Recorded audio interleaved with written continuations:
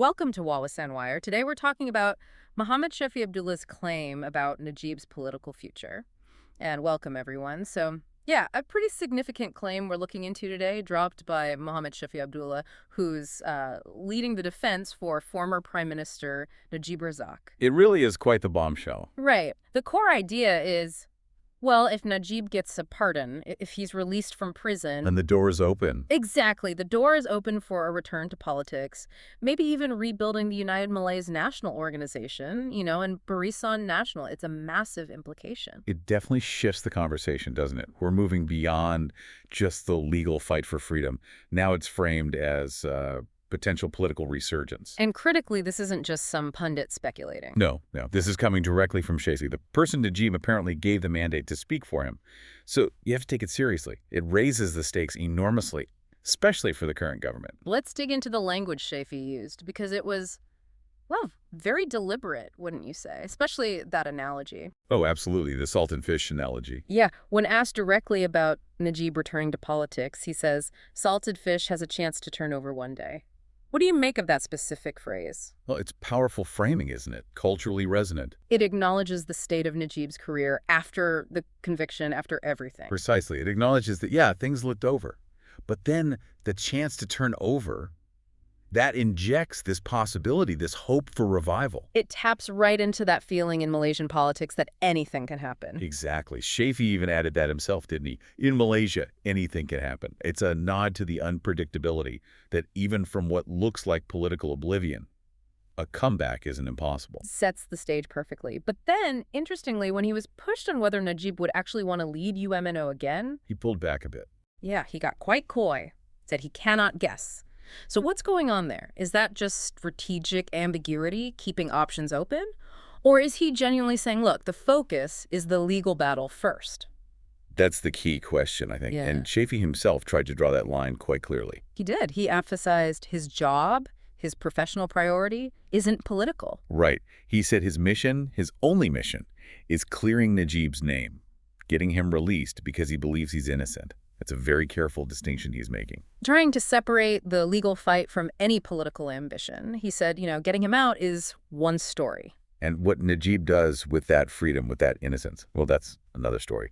It lets them push the comeback idea publicly without formally making it part of the legal case. It's clever positioning. It is. And you have to remember their relationship. Shafee says he meets Najib almost weekly. Wow, weekly. Yeah.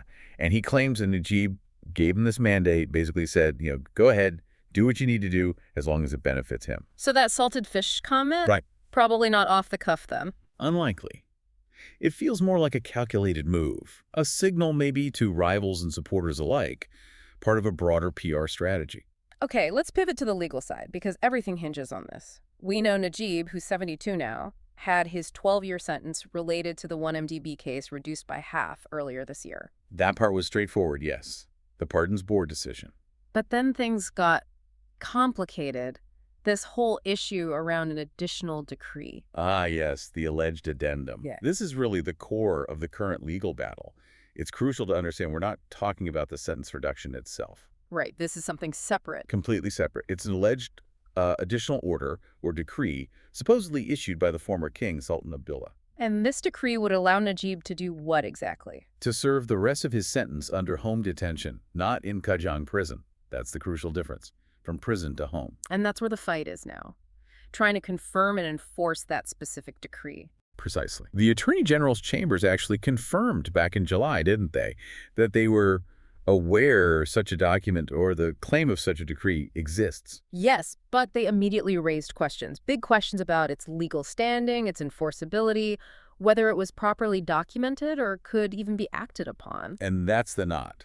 It's not really about whether the king could issue such an order. Royal prerogative is quite wide. It's about the proof, the documentation, the execution. So without that clear, undisputed proof, it becomes a major legal headache. A constitutional puzzle, almost. How do you enforce something like that if the legal and administrative bodies are questioning its validity or form? So now it's all heading back to the courts. And that case is coming up soon, right? Yeah, it's set to continue next month in November. Everyone's watching that very closely, obviously. The outcome really dictates the timeline for any potential next steps, politically or otherwise. And this is where Shafee connects the legal tangle directly back to politics. He's not just saying it's a bureaucratic issue. No, he's alleging deliberate obstruction. Political obstruction. He basically suggested the reason this whole additional decree thing is so messy, why there's resistance. It's because Najib's political opponents are scared, deeply concerned about what happens if he gets out, if he comes back onto the scene, the potential impact on their own power.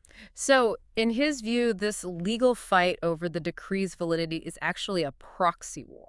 That's the narrative he's pushing, a proxy war for political survival. If Najib is freed, potentially exonerated down the line, it could destabilize the current political arrangement, especially within UMNO and the unity government. You can see how that would worry some people. Absolutely. Who stands to lose if Najib makes a comeback? Certain figures within the current UMNO leadership, perhaps, who've consolidated power in his absence. A freed Najib, even as a salted fish, could rally significant support very quickly. It would definitely shake things up. No doubt.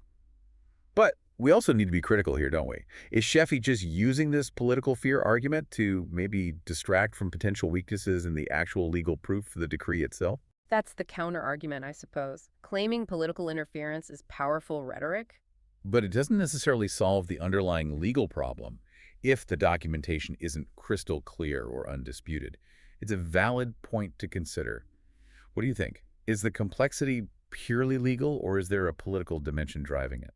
It's hard to separate them completely in this climate, isn't it? But Shafee's framing certainly makes the connection explicit.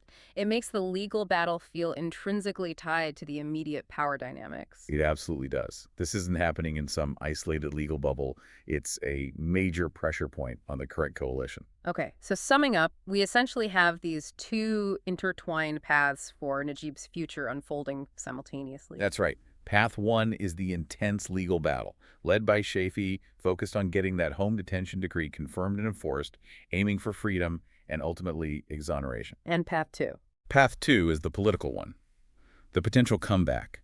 The return to the helm of UMNO and Barisan Nasional, presented by Shafee as almost inevitable if the legal path succeeds. He's positioning Najib as the figure who could restore the party's fortunes. Which brings us right back to where we started, and maybe a final thought to leave people with. Go ahead. If Shafee's stated goal, his professional duty, is strictly legal, get the client out, clear his name, why so forcefully inject the political comeback narrative? Why put this salted fish turning over idea out there so prominently? What does that signal about Najib's own long-term plans, maybe regardless of exactly how this specific decree issue plays out? Is the legal release just step one? A necessary hurdle before launching a much larger political project? That's the lingering question, isn't it? Something definitely worth pondering as we watch this case unfold next month. Indeed. A lot still to play out. Remember to like and subscribe for more videos like this.